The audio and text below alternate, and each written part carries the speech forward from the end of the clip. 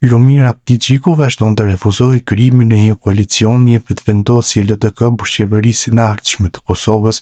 Përkrahasit e tij motivojnë të qëndrim kërkesën që pozicionin e kryeministrit ta ketë vetë Abdigjiku. Të kundërta ata nuk bashkëpunojnë me Albin Kurtin, ndërkohë diferenca e votave midis vetëvendosjes dhe LDK-s po ashtu midis Albinit dhe Lumirit është më shumë se 2-3 fish, që do të thotë se kemi të bëjmë me një plof.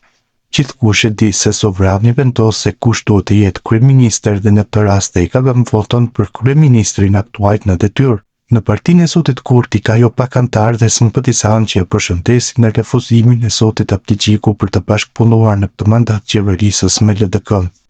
Ata kanë parasysh përvojën e hidhur të tërheqjes nga koalicioni në vitin 2020 dhe nuk besojnë aq në një marrëveshje të re.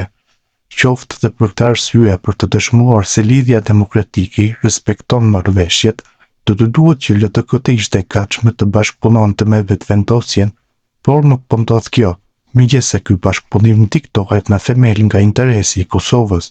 Në lidhjen demokratike të Kosovës ka jo pak eksponent që kërkojnë bashkëpunim dhe koalicion me lëvizjen vetëvendosje.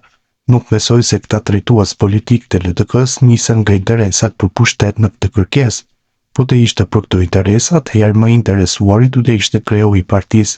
Ndaj dhe duhet besuar se zërat pro koalicionet të dy partive nisen nga interesi themelor i shtetit, sepse duhet një qeveri të qëndrueshme dhe një qeveri që merr parasysh interesat e të majtës dhe njëkohësisht së djathtas në Kosovë.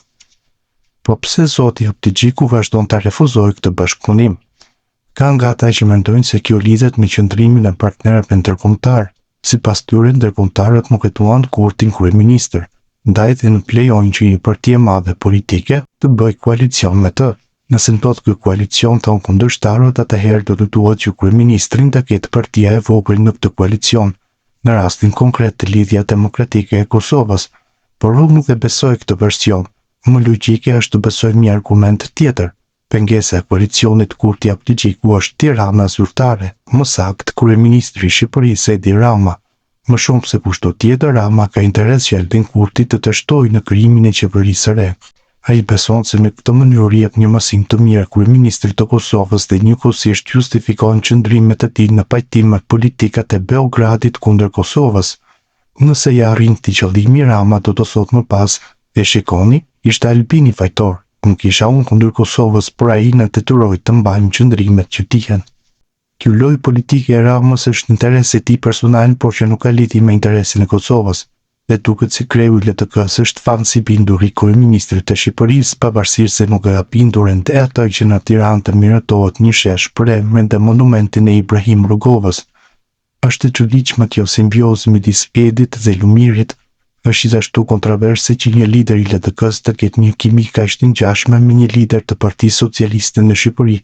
Aq më tepër kur provat e fakte dëshmojnë se ky lider ka punuar kundër interesave të Kosovës dhe pro interesave të Serbisë. Është gjithashtu absurditet që kryetari një partie të djathtë dhe që pretendon të jetë rrugoviste të mbajë aleat të mendjes e të shpirtit të vet, një lider autokrat dhe njëkohësisht pervers si Edi Rama, ndërkohë që aleati tradicional i Ramës, pra PTK, e ka lëshuar atë. Shihni me vëmendje, Memni Kresniqi ka shumë më pak kontakte dhe qëndrime pro Edi Ramës se sa Lumir Abdigjiku. Dhe mendoni pastaj dhe arsyen pse Lumiri nuk e pranon koalicionin me Albinin. Ndërkohë, nëse Lidhja Demokratike nuk e detyron kryetarin e saj të bashkëformojë qeverinë e re, ka shumë gjasa që këtë të bëjë kryetari i PTK-s. Memli personalisht është treguar shumë i përgjegjshëm në 4 vitet që shkuan se sa Lumiri, dhe me këtë përgjegjësi ai më shumë gjasa do t'i përgjigjet pozitivisht negociatave për një qeverisje të përbashkët me vetëvendosjen. Nuk shoh ndonjë tabu për këtë te kreu i PTK-s, edhe pse ai ka kundërshtar të kësaj vendimarrjeje në partinë e tij.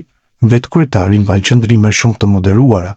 Kjo do të thotë se ndërsa PTK është më pak e reformuar se sa LDK, kryetari i PTK-s është në moment i hapur se sa kryetari i LDK-s.